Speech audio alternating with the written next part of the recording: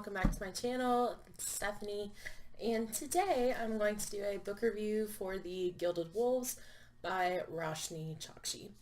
So this book came out earlier this year. It was one of my most anticipated reads of 2019, and I ended up with 8 copies of this book. Long story. But a lot of the book boxes had the same book, which never happens. So I could start a book club. So this is set in 1889 Paris, and it's an alternative history, and it follows a ragtag crew who must band together to find an ancient artifact. And there's like a secret society, and it becomes perilous, and there's puzzles to solve and just all sorts of really cool stuff in here. It kind of reminds me of the Da Vinci Code. Like, they have to solve math puzzles or some kind of intelligent quiz in order to get to the next clue or step to get this artifact. So, mini rant really quick.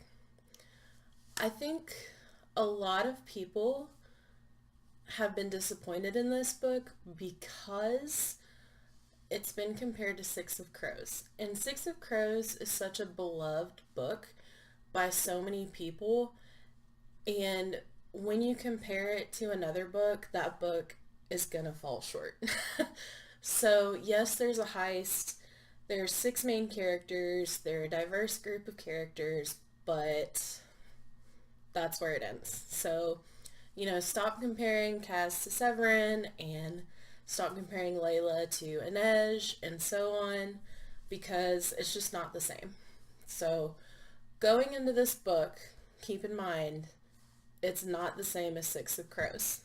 I went into it trying to keep myself separate from Six of Crows, and I was pretty successful.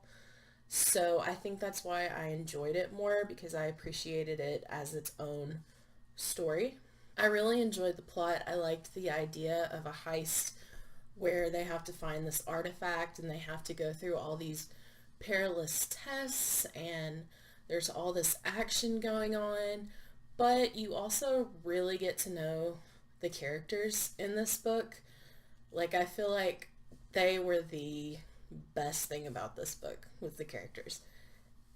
And there's a lot of good rep in here as well. There's I think she's Filipino descent, different sexualities, different races. There is a character that's on the autism spectrum, and she's shown in a really positive light. All these diverse characters are shown in a positive light, and I think that really helped add to my enjoyment of the book. And there's also a very slow burn romance, so if you like that, highly recommend this book. I didn't like this as much as I hoped I would. I still gave it 4 out of 5 stars, but I was expecting it to be a 5-star read. And I think that's because the main problem in this book is the world building and the magic system.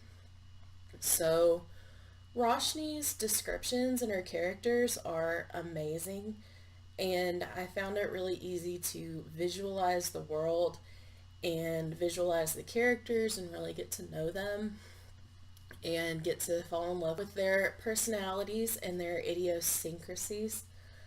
But it's hard for me to understand, there's a concept in here called forging.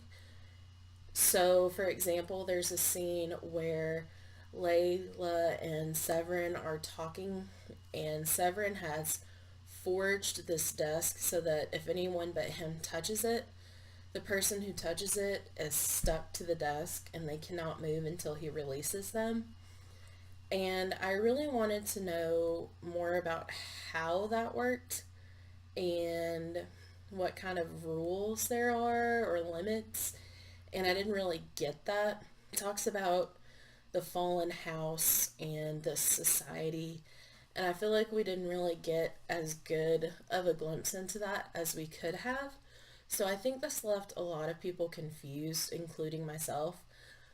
But to me, the characters just made up for that because they were just so lovable and relatable, and I think people can see themselves in a lot of those characters.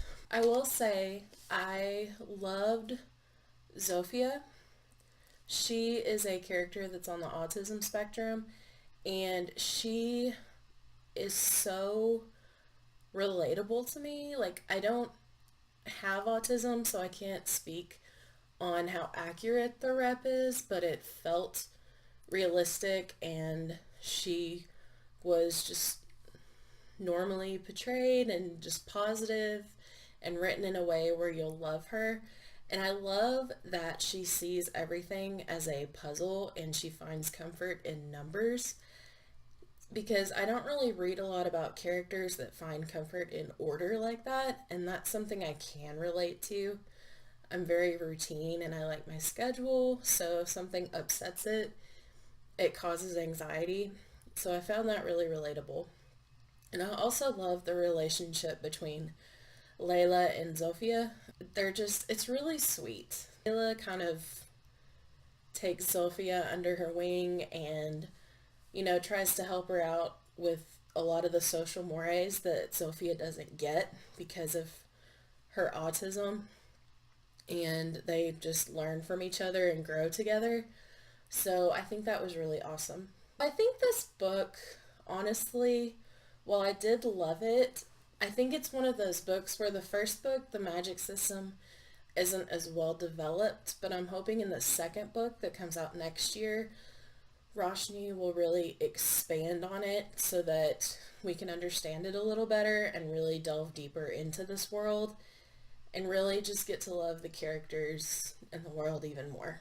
I do recommend this. Again, do not go into this comparing it to Six of Crows. Roshni's writing is so lyrical and descriptive and beautiful. So if you like the Star Touch Queen or Aru Shah in The End of Time, definitely check this book out. As always, if you like this video, give it a thumbs up and click the subscribe button down below. Make sure you click the bell icon so that you can be notified anytime I upload new content. See you guys next time. Bye.